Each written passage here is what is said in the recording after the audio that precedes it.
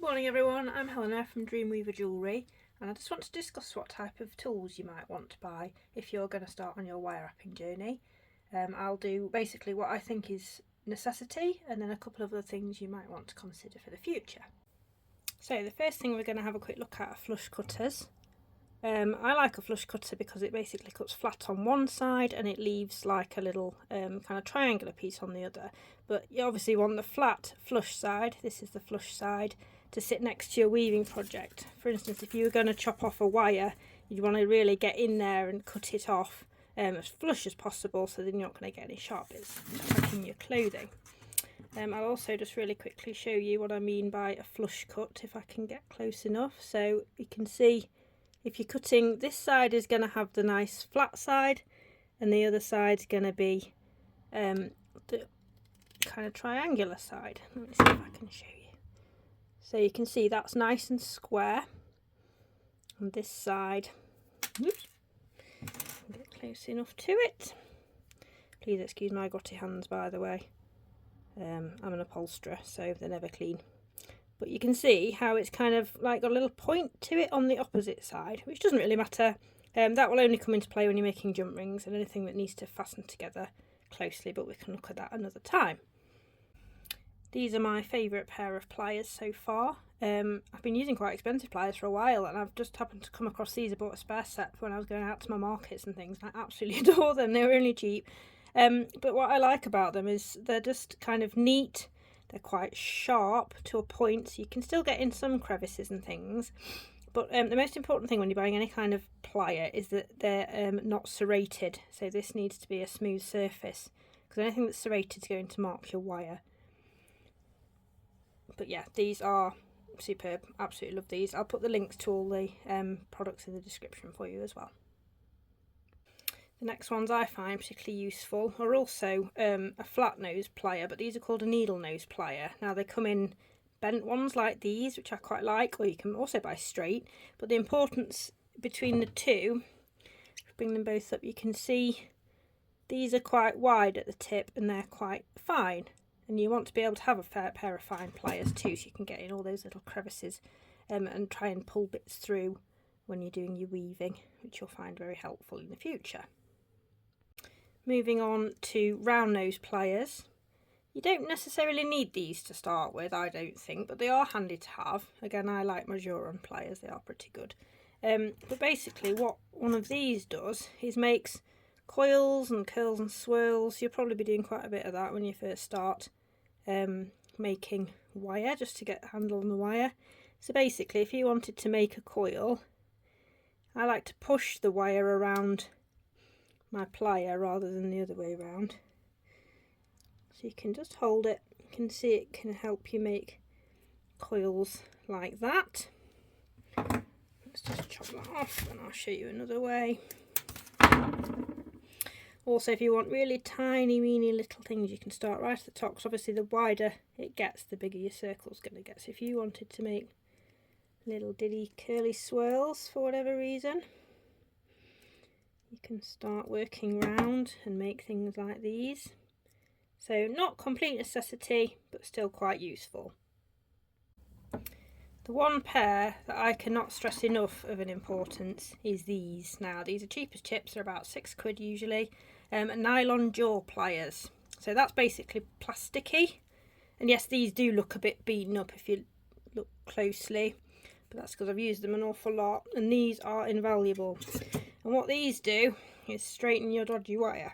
So basically, if you've got a piece of wire that's all beaten up and you need to straighten it, or even just a piece that's almost straight anyway and you need to align some wires, you just pop your jaw on, a little bit of pressure, pull through, and you do it several times, twisting either the angle of your wire or the angle of your pliers, and you can see that's basically almost straighten that piece of wire for you. Now for the price, I don't think you can avoid these. You can do it by hand. I've known people use a duster or a microfiber cloth kind of over the wire and with their hands, but I mean, it's just hard work, it's going to hurt. What's the point? Buy some pliers.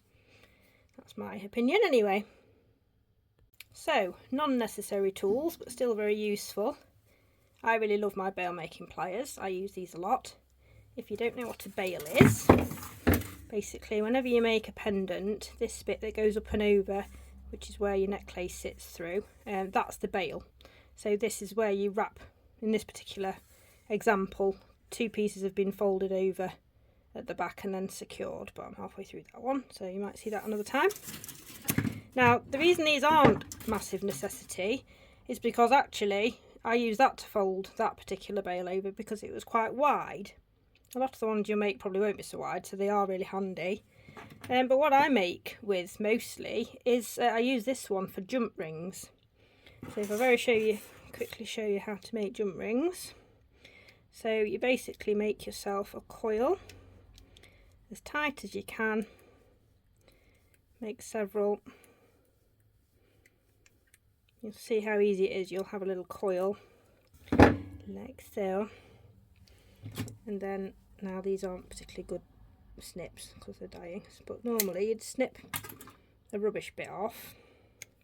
Now, I said earlier about those little flat sides. It needs to be flat on both sides. So what I do is I snip off a tiny bit and then I turn them over. See how I've turned them over?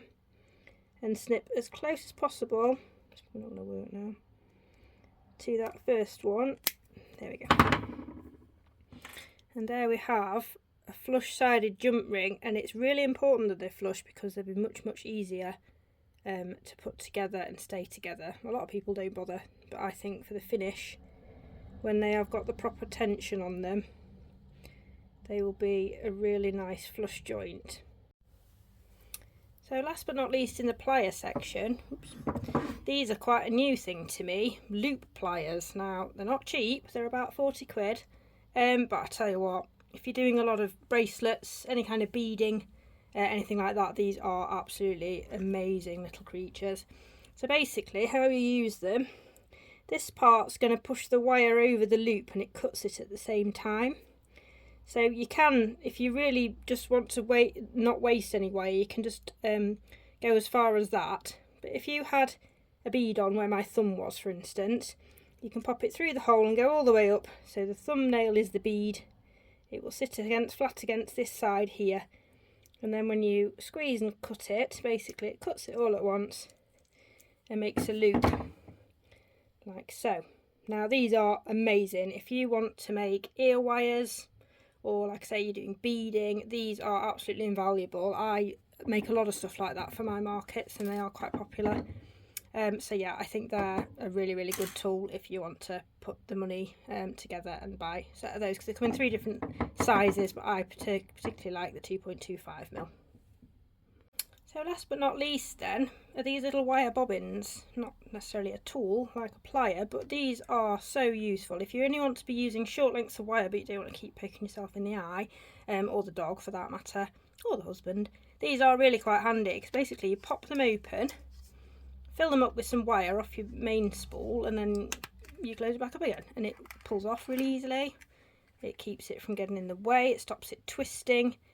You will find the more wrapping round and round and round you do, the more it twists that way, and that can be really frustrating if it's on the spool because you end up with horrible little knots in your wire and it's really difficult. Whereas this, you can just like lift it up, hang it, let it sort itself out, and you're only on a short piece anyway, so it's really handy. I bought a pack of 6 of these.